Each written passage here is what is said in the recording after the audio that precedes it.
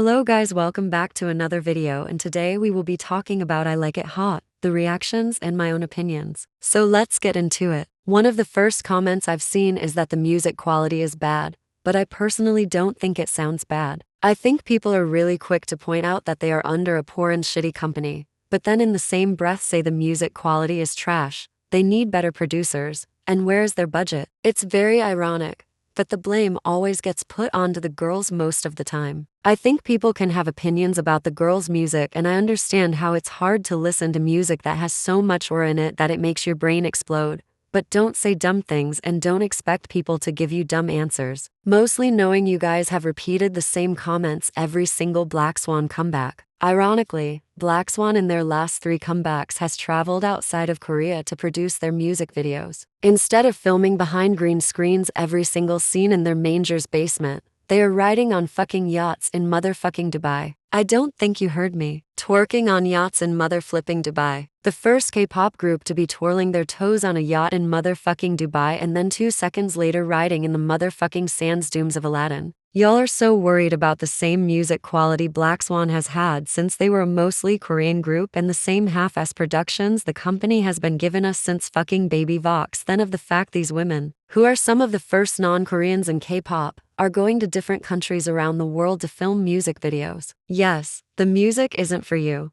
but what your favorite K-pop idols doing besides spitting out racist stereotypes and acting like fucking toddlers for gifs and clicks? Let's be so for free. For what Blackswan is given and for what they have to work for, I honestly think this is a good song. I feel like Blackswan has always tried not to folk the crowd of what's popular and what's trendy in the moment, not because they don't want to, but because they can't. It's like putting a wolf in sheep's clothing, but everyone around you can see its fangs and claws. K-pop fans do not see Blackswan as just another K-pop girl group trying to make music. They see Blackswan as a two black, an Indian and Brazilian trying to establish a foundation or middle ground into a narrow mind of white supremacy and privilege. But Blackswan just won't get shot down. No matter how many members leave, no matter how many months it takes to produce a comeback. That's what bothers y'all. It's the fact they just won't go away. I feel like a lot of hate and jealousy is just from the fact they don't fit y'all's boxes of expectations of how idols should act and look. People were comparing Cat's Eye's newest comeback to Blackswan like Cat's Eye isn't under one of the biggest companies in fucking Korea. A group who still ironically fits the beauty standards of Korea. I'm not here to say they are a bad group who don't deserve everything they have worked for.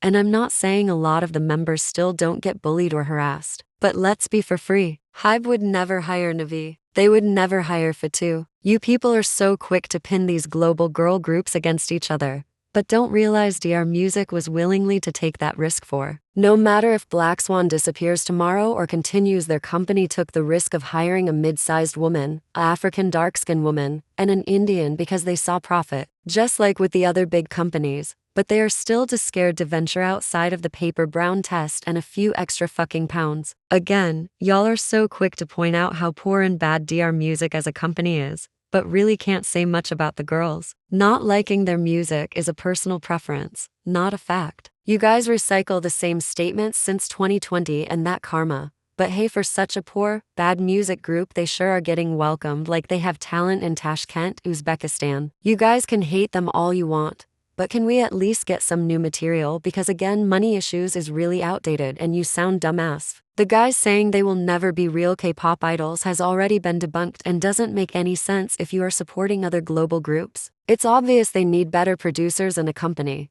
So what exactly are y'all complaining about besides riding on the same dick for the last 5 years? Now that is over, I will be giving my opinion. And you guys know me. I am only truthful. When I heard the song at Waterbomb, I didn't really like it, but I really do like the song now after hearing it better. I think like the song is very summery and makes me want to dance. But I feel like one of the biggest things for me is that I don't think it really fits Nevy's voice. I honestly feel like they should have gave the first line of the song towards Gabi, or one of the other members, or had Envy say it in a different way. I like the song overall and the music video, but I also think they should have incorporated some fire aspects. That roll-up remix was not good, to say it nicely. I feel like they just added that to add an extra song. That is it for today's video though. I hope you liked it and please subscribe for more content.